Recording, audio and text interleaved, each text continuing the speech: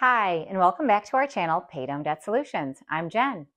Today, I have noticed a couple things in the chat, and I wanted to discuss this with you guys. And so I also want to talk to you about a student scenario that made a lot of sense when it comes to, using your home as a way of consolidating your debt and taking unsecured debt and putting it into secured debt. So what I've noticed in the chat is there's a lot of people that will say, you never take unsecured debt and put it on your home and make it secured debt. And so I want to address that with you today. So for those of you out there that don't know me, my name is Jen. My husband's name is Dan, and we created Pay Down Debt Solutions to talk to you guys about an incredible method that is magic known as velocity banking. So today, let's get right into the age old, right? And I call it that because I see this a lot. I see this question a lot where you never use secured debt to pay off your unsecured debt. And whether or not that is true, or should we pay attention to that or not? And it all comes down to you and what you are comfortable with. Again, Jen is me, and Dan, my husband. We are part of Pay Down Debt Solutions, and we come to you with knowledge about velocity banking because it got us out of a very sticky situation a few years ago when we were looking at all of the payments that we had and we were payment poor. We actually considered bankruptcy, which is another thing I want to talk to you guys a little bit about today. So we did consider bankruptcy. We did consult with a bankruptcy attorney, and we discovered that bankruptcy wasn't the way out of our situation, but velocity banking was. So we're really going to dig into that for you guys today and why we might want to use unsecured debt, okay?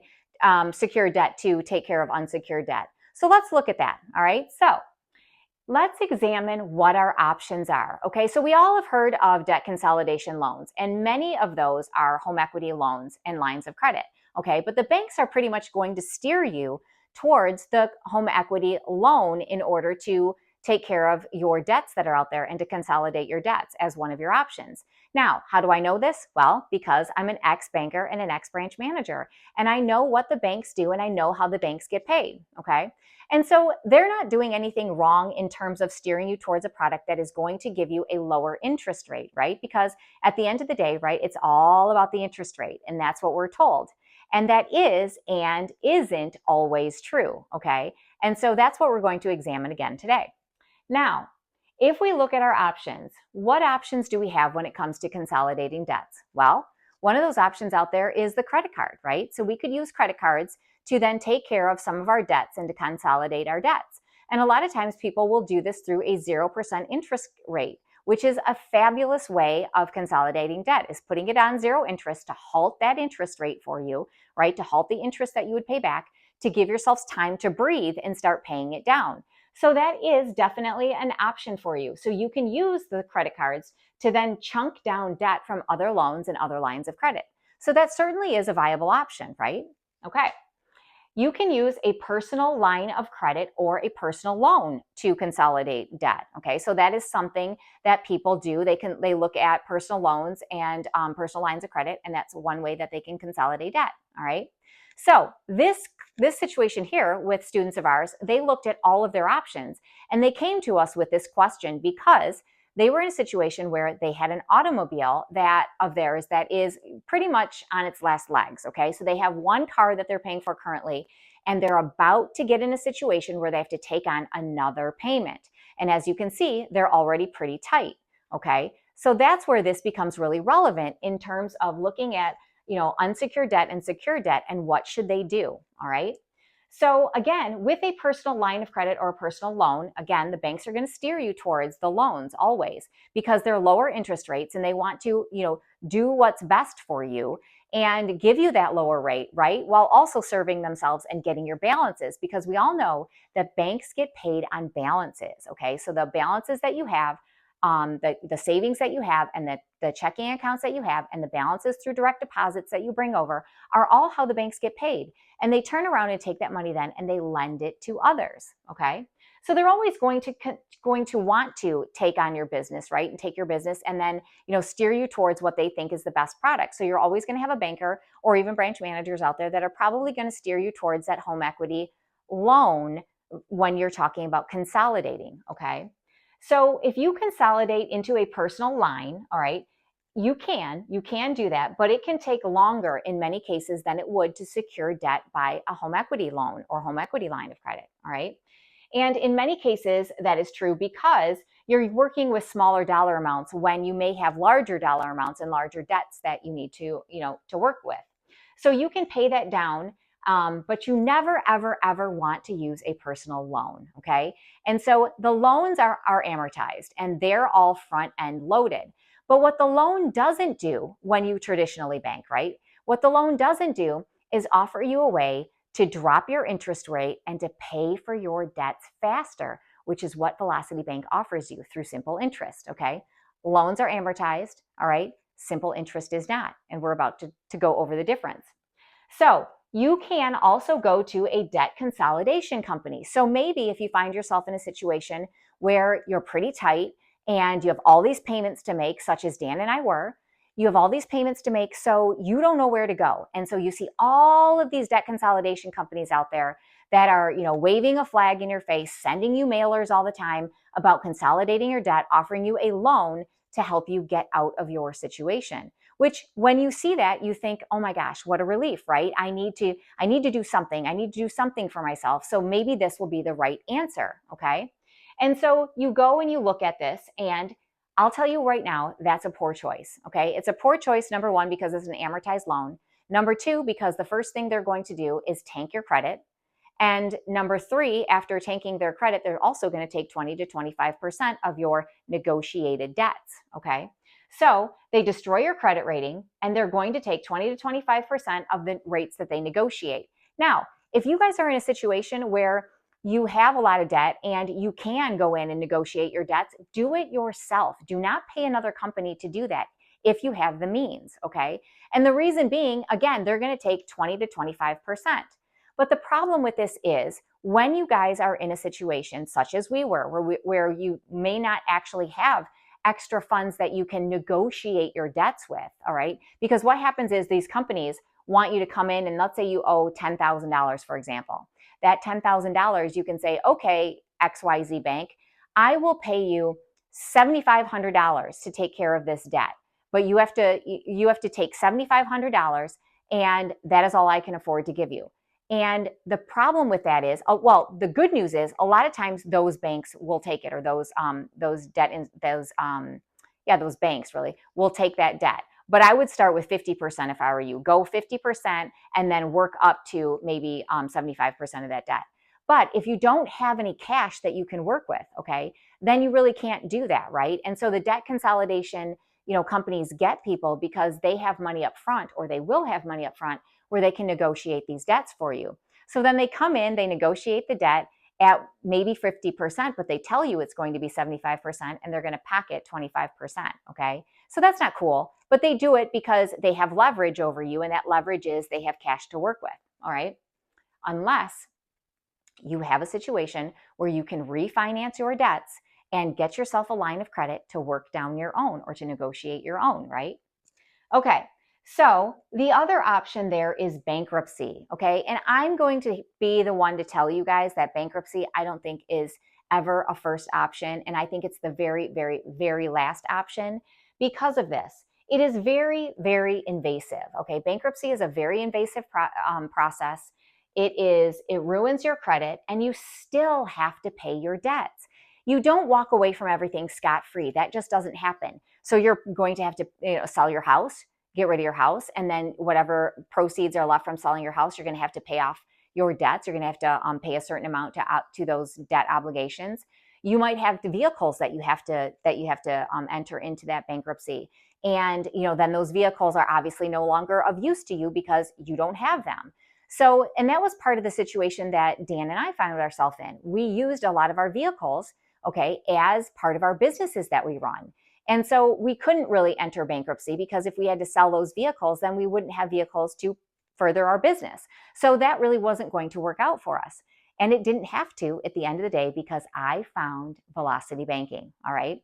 And that is why I'm bringing this to you today to tell you there are other options. And you know what? Using secured debt to pay for unsecured debt isn't the worst thing in the world. And it actually might save you time and is going to save you a whole lot of money in the long run, okay? But you guys have to do what you're comfortable with, and I am okay with that. I understand that you need to do what you're comfortable with, but I want to educate you, and I want you to understand first what your options are and why you might want to consider using secured debt, okay? Or using secured debt to cover your unsecured debt. And so that is what we are going to get in today with this customer or this student scenario. These students have a situation, okay? They're tight. Things feel very tight for them. And now things are going to get even more tight because they have a vehicle that is going to need extensive repairs, or they could go out and purchase another vehicle and then take on another payment, which when you're at $80 a month in cash flow isn't very much. So you know that most likely you're going to take on a loan of some sort that is going to pay more than $80. You're going to have to pay more than that in order to, pay for that vehicle, right? So they came to us wanting to know what their options are. And so we had a great one for them, okay? But we had to get them comfortable and we had to educate them about their situation. You guys, it's all about education. It's all about learning what you don't know. What you don't know can hurt you. And I want to be the one to sit here and help educate you on that so that you can feel comfortable and you can feel better. You can breathe easier once you know what your options are and when you have a plan, right? And that is what pay down is all about, is offering you guys a plan so that you can work down your situation and find the freedom that you deserve, all right? So when you understand your debt options, you see a clear way out, okay? Now, understand how velocity banking works first, all right? And if you understand how it works, the choice should become pretty clear, all right? So what I have here is a graph for you, and I love this graph. I've actually started adopting its name. It is now called the Debt Freedom Graph because this shows you how quickly velocity banking can get you out of debt and how it actually works, all right? So we're going to show this student scenario, and I'm going to then tell you guys why velocity banking works. Well, when you velocity bank, what you're doing is you're putting your income in to your debt destroyer, which is your line of credit, okay? And in this case, it is absolutely going to be a first lien home equity for them. They had a great situation. They didn't know it. They thought that they were in a pretty tight spot, that they were really destitute and they had no options and they just didn't know what to do. But it turns out they're in a great position and they are going to be out of this quicker than they could have ever imagined, all right? So let's take a look. Let's take a deep dive. Now, you know their scenario already. You know that they are pretty tight and you know that they have to buy a new vehicle or a vehicle. It doesn't have to be new, but they're going to need a vehicle. All right. So how do we then help them? And what do we then do for them? All right.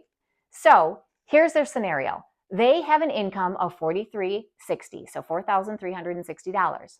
They have total expenses out there of $4,280, which leaves them with a cash flow of 80 bucks. Now, we all know shizzle happens, right? Stuff happens, and every month you find that something goes down and you end up spending probably a little bit more than you wanted to. And it may not be every month, maybe it's every other month or every few months. But in any event, this is how they ended up, starting to become upside down, right? And that's how they ended up with some of their debts, is because they didn't have much cash flow to begin with. So their debts kept creeping up on them, all right? So when you look at their debts, they already have a home equity loan out there, okay? And that is essentially, for all intents and purposes, their mortgage. Because they had a mortgage, they paid it off, and then they had an equity line on top of that. So that is the remainder of their mortgage. And that is actually a second lien position home equity line. So that's at $37,126, so $37,126. The payment on that, so their quote unquote mortgage payment, right, is $639. It is at a 7.325%, all right?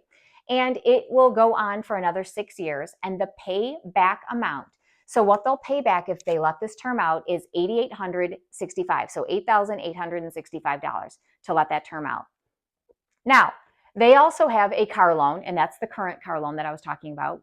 It is at $29,780, and their payment on that is $682.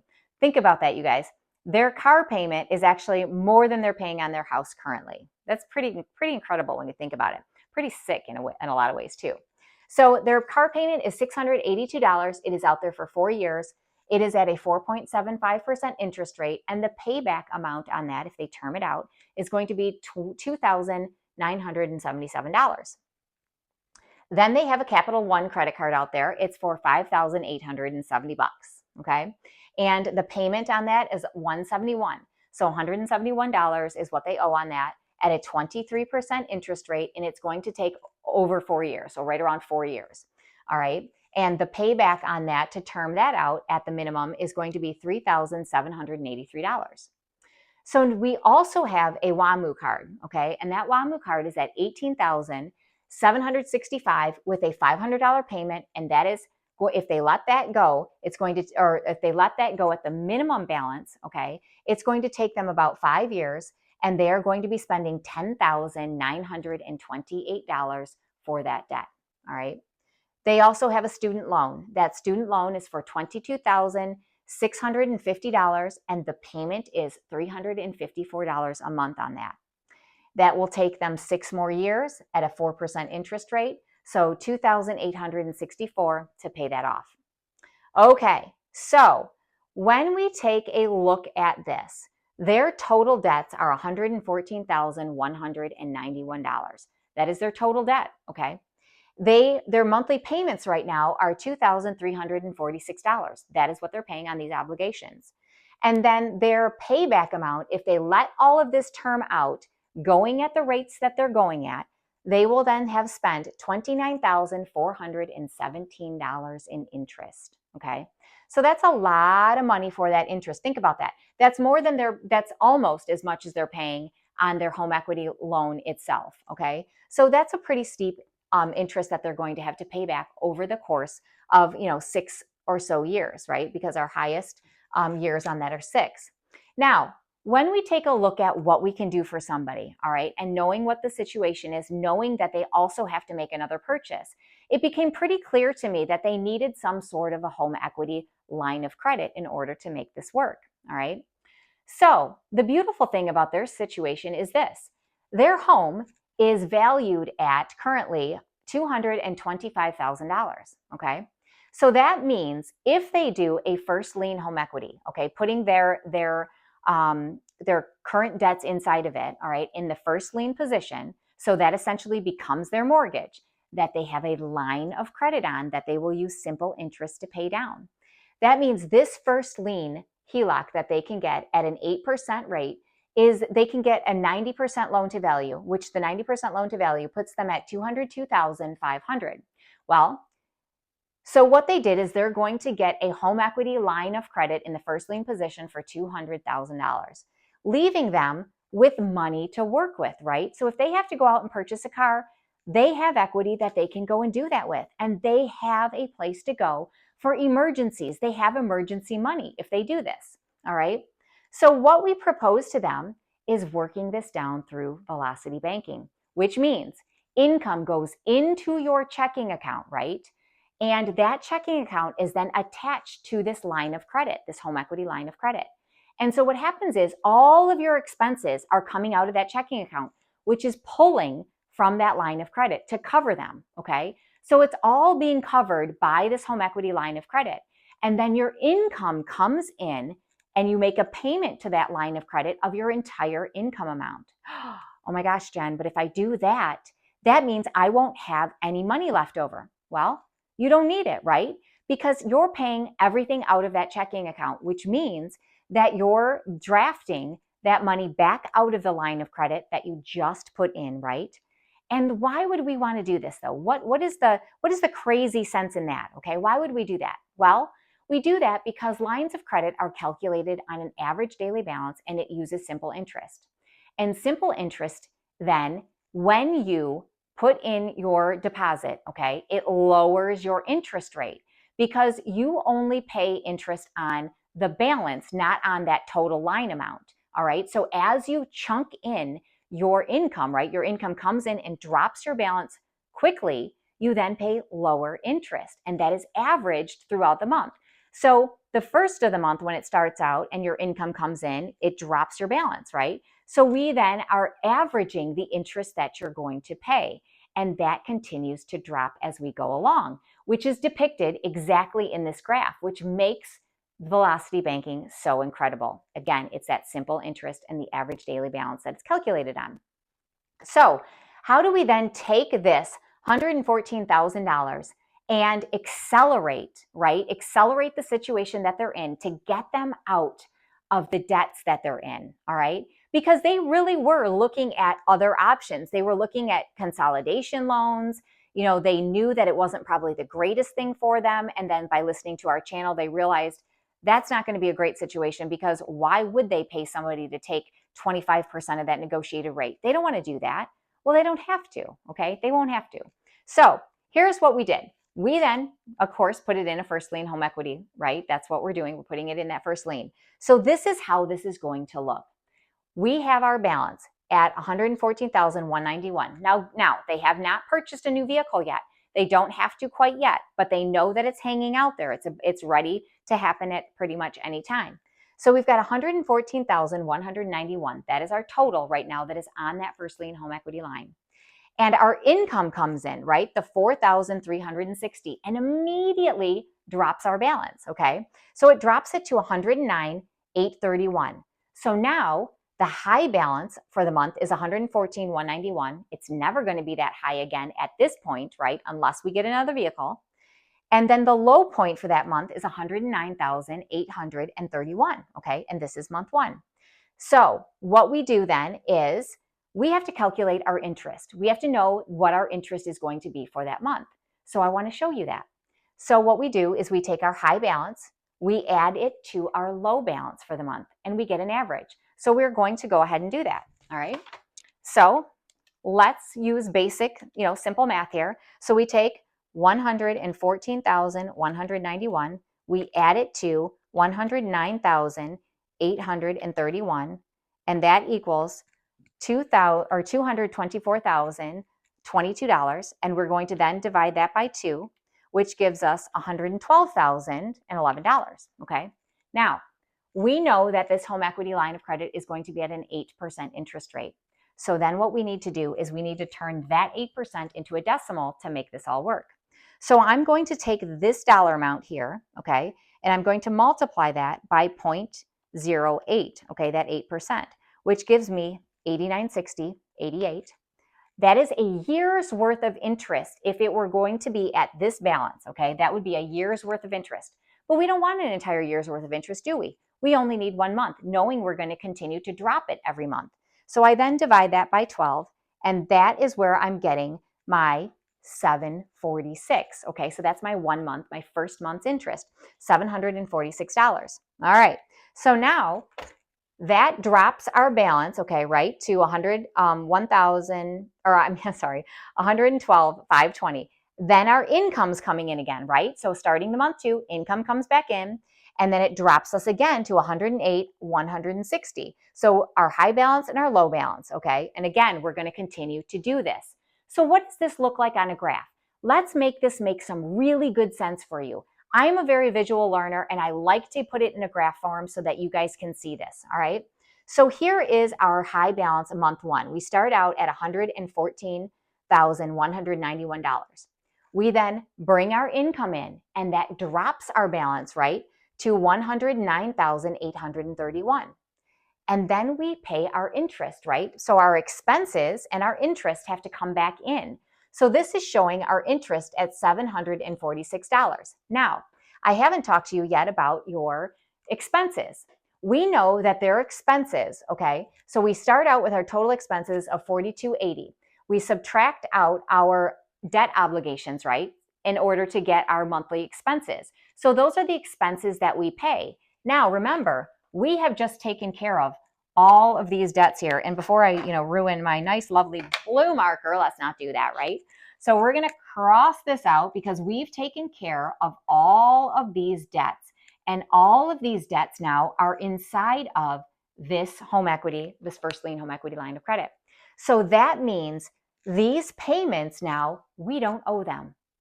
And that is how velocity banking works. And that is how we accelerate, right? We accelerate, this is called accelerated home finance, right? Because it's accelerating the quickness with which you pay it down due to the fact that these payments are no longer owed, okay? those payments then come back to you as cash flow. So no longer do they have only $80 as cash flow. It's $80 plus the $23.46. That becomes their cash flow now. So it's cash flow minus the interest rate, though, isn't it? Right? Not the rate. I'm sorry, the interest that we're paying, which is the $746. So you actually have to subtract out the $746 because that has to be paid. All right, just like our expenses have to be paid. And again, you're going to see month 2 here, right? So now, once our expenses come back in, we're back up to $112,520. Okay, which is right here. And then we're going to do this all over again, right? So we're going to bring our income in, and that drops us to the 108,160. So there is our next interest, or our next low balance, right? And then your interest rate is at 735. Again, here I brought it up here. Our expenses come out, and our interest is 735. So you can see, right, as we go along, how our interest is dropping because it's calculated on that average daily balance, which is lower because our income is coming in every month and our expenses are coming out, but the cash flow that we've alleviated is coming back in to work our debts down, right? So that's how this works, okay? So again, this goes on monthly, and as you can see, this interest rate is dropping, right? So you can see how this interest rate is dropping, all right? So what does that mean for this couple? What does that mean for them? Well, number one, if they want to buy a car, they now have all sorts of options to them, don't they? Because these credit cards here now are sitting at zero balance. So maybe they are going to purchase a car, and maybe they can put that car on the credit card if they wanted to, right? But more likely, what they would do is they're going to take money out of that home equity line of credit and pay for a vehicle now that they will not have to finance, that will not be front end loaded with all that interest, right? So if we let this work down, how long do you think it's going to take them? Is it going to take them 6 years? Nope, it sure isn't. Is it going to take them 5 years? Nope, it's not going to take them 5 years either. Is it going to take them 4 years? I don't know. Let's take a look. All right. So here is our outcome then. So here is what happens when we run it the velocity way, okay? We now have for all intents and purposes, a mortgage, right? A first lien home equity that it only takes 55 months to complete, which means it's at 4.5 years, you guys. 4.5 years is all they are spending, right? I'm sorry, all the time they are spending to take care of $114,191 in a mortgage for them, right? So now the total interest that they paid for all of this, okay, over this time frame is $22,374. That's the interest that they paid, as opposed to $29,417 and more time, right? No cash flow to work with. They had nothing to work with, and a looming auto loan over their head, all right? So now it takes us, so it takes us 4.5 years. We have saved, okay, 2 years, 2.5 years in time, and we have saved $7,043. What could you do with $7,043? That is the question that I have for you. That is the question that I have for you when you say never use secured debt to take care of unsecured debt. You guys, there's a million reasons why things will happen, okay? Stuff happens. You could lose your job, sure. And then you worry about putting this unsecured debt on a secured loan such as your home, right? I get it. Anything could happen at any point in time. But what you've done is you've accelerated the rate at which you're going to pay this back. Even if you went through a debt consolidation of some sort, you're never going to do it in this time frame. It's going to take you longer. This is an incredible option for you. Velocity Banking saved our rear end, and that is why Dan and I bring this to you guys every single day, hoping that you find a new way to think outside the box, a new way to beat the traditional banks, and to take care of your finances with hope. That's what we offer you. Have an amazing day, you guys. I will see you in the next video. Have a good one. See ya.